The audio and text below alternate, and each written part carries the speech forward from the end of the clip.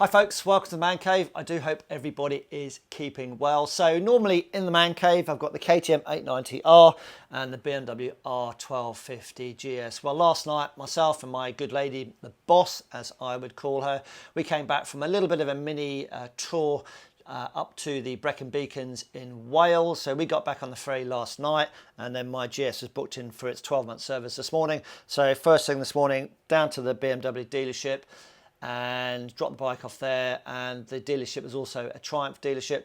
So Tony down there said, look, why don't you just take this out, it's the demonstration bike, and borrow that whilst your BMW is being serviced. So this is what he's kindly lent me for the day. So this is Triumph's Trident. So it's been out since 2020, and I thought I'd just do a very quick review on it actually. Bearing in mind I'm only going to be riding it for about 3 hours or so. So if you've got any comments to make about this bike, if you've got one or if you had one, yeah, please folks, make some comments in the comment section down below, because there's always people looking at these YouTube videos with the intention of buying a new one or a second-hand one. So folks, yeah, please put the comments in the comment section down below. So it has been raining when I picked the bike up this morning, so I've just ridden at home. It's stopped raining now, but I've gone over the bike, I've dried it all off, so I've had a good look at it, at the fit and finish. So I've made some notes, jumped on the internet, got all the facts and figures.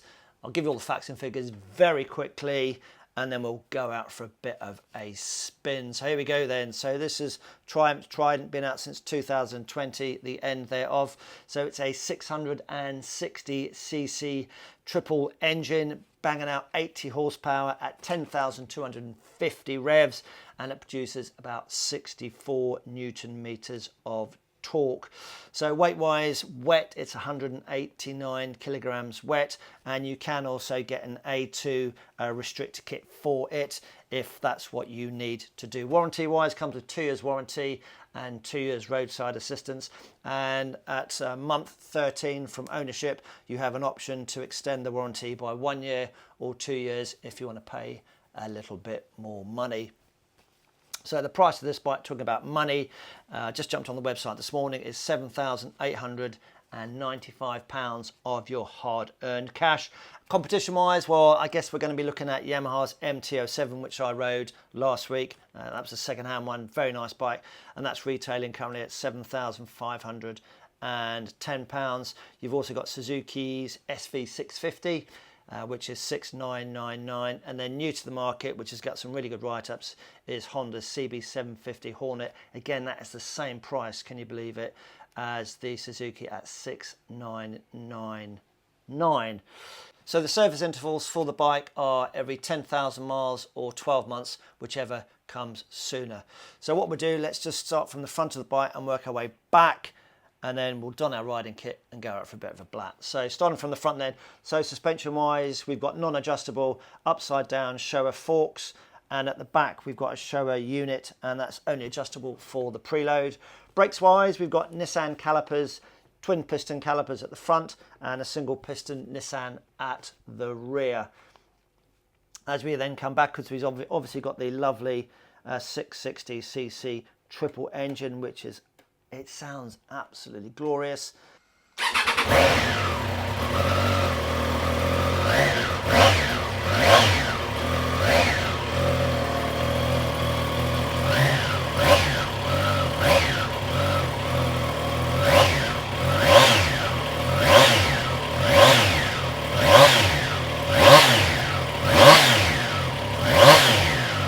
Tank wise, we've got a 14 litre tank, and reserve light will come on about 3.5 litres. So doing all the maths on that one according to their fuel consumption calculations, from full to empty 194 miles, and the reserve light will come on at 3.5 litres, which is roughly about 48 miles to go before you have to push it. The seat height is 805 millimeters. I'm 5'9" with a 32-inch inside leg seam, and absolutely no problem flat footing this bike whatsoever. So I would say 5'6" and above, yeah, you should have no problems getting on this bike. But as ever, just go and see your dealer and go and sit on one. Lighting wise, then we've got LED lights all the way around, and one thing I should have said at the start is that this is Triumph's cheapest bike that they do to date. I know that the 400 Scrambler's just come out, but yeah, this is their cheapest bike to get you into the Triumph brand. But although it might be the cheapest, there is nothing budget about this at all, really. It's the fit and finishes is excellent. When I rode it back from the dealer this morning, it was raining, so it's got wet. I've cleaned it all off, had a good look at it. Nothing rattles. It's nicely put together. So it's a good bit of kit. And all you need to do is, if you ride it in the winter, just ACF 50. So Triumph, yeah, you've done a really good job on that for a entry-level machine. In relation to the TFT, then, it's a really good TFT. Thumbs up, Triumph's done a nice job there. And the only thing is, I've been trying to ride the dealers' demos new 2023 Triumph 765 Street Triple, but each time they come in, they're bought straight away by the new owners. So maybe one day I'll get to ride the 765. But yeah. So what they should have done was put that kind of display on the Street Triple, or change the rev counter, because I think that is naff. But yeah, thumbs up Triumph. There's a nice TFT on here, very easy to operate. The switch gear left and right is really, yeah, what can I say, it's functional, it works well. It's not backlit. Let's talk about that Tronics then. So we've got, basically, there's nothing major on here. So we've got two riding modes. We've got rain mode and road mode, and you can do a little bit of customization within that. You've got traction control, which you can turn off, but when you switch the bike off and then back on again, the default setting is on. And then we have ABS front and rear, and you can't touch that at all. So the ABS is on all of the time. In relation to accessories, then, there's quite a few things you can get for it. You can get a quick shifter, you can get heated grips. Again, I'll put all the prices up here for those, but just jump on the Triumph website and have a look at those. One thing I will say, when I rode the bike earlier this morning, it was my foot. I'm only a size 8 shoe, UK size, and maybe on the peg here for the gear shift, maybe it would be nice if there would have been some way you could move the rubber selector forward. I'm not kind of sure what adjustment you can have on here, but yeah, I just found that a little bit awkward. It just wasn't resting in the right place. But other than that, that's about the only, at the moment, the only negative I can say about the bike. So I think what we will do is go out and take it for a ride. So without further ado, let's crack on. Okay, what we're going to do is try and beat the rain. So here we go. Doesn't she look really good? Pop the old gloves on, and I didn't mention, but front and rear we are sporting the Michelin Road 5s. I've got the Road 6s on my GS, and they are a good tyre. In fact, they're more than a good tyre. They're a brilliant tyre. So without further ado, ignition on. I love that TFT. Pull the clutch in, start it up. Oh man, that sounds really nice. So I've already played around with the menus on here. It's fairly straightforward. So I am in road mode at the moment. It's a bit damp. I'm going to leave it in road mode because I'm a hero. I much prefer this screen to the 765 screen, but I'm not going to say any more than that. So let's go for a spin. So at the moment I've got the gear indicator now moved away from the top part here on the left, and I've just configured it so it's shown in blue, and then I've got the time and then the date and date beneath it. But you can play around with that and do what you can do a few variables. But I really like that TFT, and I like the little touches here. You've got the Triumph, you've got the Triumph on the fuel cap as well. So although it's an entry-level bike, it's sort of welcome to the Triumph brand, really. I think they've done a really nice job. So let's get a couple of stats out the way then, shall we, as my glasses steam up. So I'm 5'9", about 13 stone, 32-inch leg, and this bike suits me very nicely. I'm not leaning forward, I'm not sort of leaning back, I'm pretty much upright actually, and it's a nice position. As you mentioned before in the man cave, the switchgear is not backlit, and the mirrors are nice and large, larger than usual I suspect, and I've got a nice view out of the mirror. The engine on this is very smooth. Must remember it hasn't got a quick shifter on this one. Yeah, really smooth, really smooth. It's got some go in it. I mean, I'm going to say I'm 57 years of age. I'm a bit of a dinosaur really, but there are some older dinosaurs out there But when I was in my youth, you know, unless it was a 1000cc motorbike, it was really, you didn't look at it. But as time has marched on and things have got better and better, the lowest cc capacity bikes, these middleweights, certainly this naked middleweight, you've got to go and try one, folks. You'll just be really surprised at how much torque these, I'm going to say, little bikes have got. And they are little bikes, but it has got, you know, it's got so much welly in it. It's yeah, it's quite amazing actually.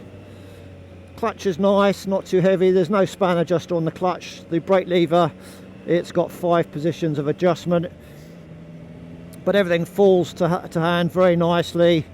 It's just a nice place to be. My knees are just slotted into the sculpture part of the tank here. Yeah, it's very nice. Obviously it's a naked bike, but there are options available from Triumph to go and spec it out if you want, with a little screen and some luggage. But there are other aftermarket people out there now making stuff for this. SW Motec, Puig for the screens. I think SW Motec do the luggage on the back. Obviously when you buy it off the showroom floor, unless you spec the bike up with what you want on it, when you come off the showroom floor, there's no passenger hand grab rail, so that's an extra few quid. But if you're thinking about going away, you're going to have to either put a tank bag on here, wear your rucksack. I've got my 25 litre Krieger rucksack on, and I don't think you'll be able to put a roll bag on the back, on the pillion seat, because there's nothing to strap it to. So they're all little things you're going to have to think about. But boy, it's got some go in it. It really has, and it's so smooth. So yeah, so the luggage thing might be a little bit of a problem for you if you want to go away. You might just have to go and get the passenger grab rails, and then you could put some bungee cords to that and loop that round your roll bag. With a rucksack and a tank bag, you'll be good for a long weekend away. But again, as I said in the man cave, if you've got one of these and you've got some good solutions, pop them in the comment section down below so everybody can read your words of wisdom. So yeah, there's many accessories you can get. The only thing you can't get is a cruise control. It doesn't have that as an option, but you can get one of those Atlas throttle locks. I had that on my Africa Twin. That was great if you're doing a little bit of a motorway riding or dual carriageway riding. You just want to give the old hand a bit of a breather, then you can lock that friction device on to give your hand a bit of a breather. Heated grips, yeah, I'd go for the heated grips, I think, because I think you'd be spending a lot of time on this bike. You know, this is only well, it's not even a 2-hour ride. I was just been waiting for the rain to die off. It was smashing it down earlier on. I don't want to get the bike too dirty, and I don't want to bin it, but it's very comfortable. The seat feels firm but supportive. Yeah, it just seems to be a nice place to be. In that engine is, I think, what this bike is about. And when I saw it and saw 80 horsepower and wow, really? But no, it's go down to the dealer and try one. These middleweight bikes now have got so much usable real world power, torque, that you've got to go and try them. I think we're all cottoning on to the fact that 200 horsepower sports bikes for us mere mortals are pretty pointless, if I'm being honest. Can't see the point of those. But these sort of naked bikes, good usable bikes, that's the way to go. And everybody's getting into the market now. Honda have just brought out that CB750 Hornet, which is going to be one of the competitors. But again, you know, you like the bike, you like the style of it, and then you'll either buy it or you won't. We're always drawn to what something looks like, and again, this Triumph Trident is no exception. I think it's a very nice looking bike. I mean, the engine is beautiful, beautiful. It really is. It handles well, it brakes well. You know, the only thing is the gear shift on the left hand side. Of course it's on the left hand side. There's not too much in the way of adjustment there. Maybe it's just got to get used to it. I can see with a little screen, heated grips, an Atlas lock, sort your luggage out on the back. Yeah, you'd be good for you know, 7 days away or something. Yeah, really good. But that TFT screen is really nice. You know, the gear selector there. You don't have to have it set up like that, but that's how I've just chosen it through the menu. Gear selector, time, and then the day and date. But you can do several things with it. But it's really nice. You've got the fuel gauge, speedo, rev counter, and then right at the end there, you won't be able to see it, but you've got the little marks here. That's the into the red, into the danger zone, as they say on Top Gun. But no, really nice bike. But it sounds lovely. Sounds really nice as the rain starts to come down. Just takes the shine off it, really. So I think what I'll do is I'll make my way back to the dealer and take the bike back, I think. But yeah, I can flat foot it, no problem. Oh, it does sound nice. It does sound nice. You know, I know the design's been out for a few years, but it is a nice place to be. Again, folks, comments down below if you've got one of these, whether you hate it or love it, how you can improve it. Those of you who like to have their mobile phones in proximity of the handlebars, I think you can get a quad lock fitted to this, and then as one of the optional extras you can get a USB charger which just sits above the battery. There's a loop securing point there already in anticipation of you forking out however much it is, and then that goes under the seat, and then you can bring the cable up through here and you've got power to your device up here. This is a new bike. It's a demo bike. It's done 560 miles. Gearbox, it's okay. Some of them have been a bit clunky, but generally it's pretty smooth. No, it's good. Slow speed handling in this traffic's really nice. It doesn't seesaw. You know, so you could commute easily on this. Filter absolutely no problem at all because it's a narrow bike. The indicators are actually self-cancelling. You can go into the menu and either have them on cancelling or auto cancel, or just turn the self-cancelling function off. Is it easy to change the mode from road to rain? Let's have a look. I think you've got the button down here, the M button, the mode button. Press that in, and then I'm going to select rain. I think you just have to power off, and then that should be rain mode selected. If I've got that wrong, folks, let me know. Or do I have to press tick? Big GS, big GS. Yeah, so that's in rain mode. It's definitely softer on the throttle. So if I put it back into, let's put it back into, get overtaken by a scooter. Let's put it back into road mode.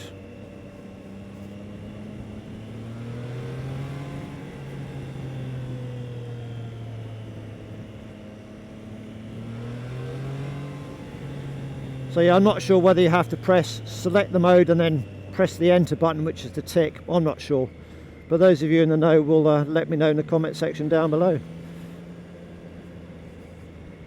I am a little bit gutted that we've now got the precipitation. It's going to go on the front of the lens. It's very hard to clear it and get good footage in this kind of weather, so I'm hoping it's half decent footage. But the bike, it's a fun bike. It's very, very, very light and flickable. It's just it's a good machine. It is a good machine. I like it a lot. My garage certainly isn't big enough for all the bikes that I like. So who do I think the bike is for then? Well, I think the bike's for everybody actually. It's not overly powerful, but if you're coming back to biking, yeah, it'll put a smile on your face. And indeed, if you wanted it as a second bike, I guess, if you've got some cash to burn, be a good little second bike. Because it's certainly got quite a lot of giggle factor, I would say. Yeah, quite a lot of giggle factor. Just wind the throttle on and woohoo!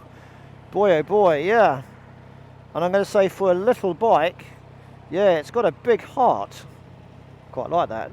Little bike, it's got quite a big heart. And it's just, I love the black and the red. I think it's just, that would be the one that I'd go for. Very nice. Very nice. But certainly around town, it's not going to be a problem. It's very light. Watch the diesel. It's quite a lot of diesel actually. Yeah, very light around town. Ugh, don't do diesel. So a good commuting bike. Yeah, I just felt the old back twitch with the diesel there. Very light steering around town, commuting's not going to be a problem, filtering won't be a problem if you're legally allowed to do it where you live. Yeah, it's just very nice. Yeah, and like I say, the clutch is quite light as well. So mode wise, I'm still in road mode. If I go to rain, I think I've got to select the tick, close the throttle to confirm, there we go. So that's now in rain mode, it's a bit softer. Okay. Right, I think the rain has started to come down. Time to go back, I think. So final thoughts then on the 2023 Triumph Trident. I think it's a really nice bike, competitively priced. It's the entry-level bike into the Triumph brand and ownership, but I think you're getting a cracking bike. I love the TFT, love the engine, brakes good, steering's good. You know, the only downside would possibly be if you wanted to go do some longer trips on a naked bike, yeah, then you might just have to have a look at sort of getting some extra luggage stuff to put on the back. I wouldn't want to put a pillion here. There's no pillion grab rail, although you can get one as a optional accessory. I just don't think it'd be a comfy place to be. And if you want to go touring, then you can always look at the Tiger Sport, the fared version of this. So you could go and have a look at this, but I reckon the looks on this one do it for me. They really do. It's nice. It's just annoying that it's damp. Never mind. I've had weeks of sunshine and now it's damp, but you know, can't have it all. And thanks Tony for letting me take it out. If you're in the area, pop down, go and take one out. Very nice. This would be a really good local bike. Really good local bike. Lightweight, flickable, in and out the spaces. Yeah, good local bike. Good local bike. No centre stand, just a side stand, which isn't an issue. Very nice. Here we are then, back at the ramp, the Mansell Collection. Yeah, TFT's really nice. It's all good. Side stand. Yeah, it goes quite a way forward. Yeah, it's good. Like it. Quick look at it then. Yeah, it gets a little bit dirty. There we go. But the whole look of it is pretty good. So it is a thumbs up for me. Love the 3-cylinder engine. Very usable power. Not going to scare the pants off you as a seasoned rider or as a newbie, really. Very nice. So yeah, good job Triumph, like it. Bye for now.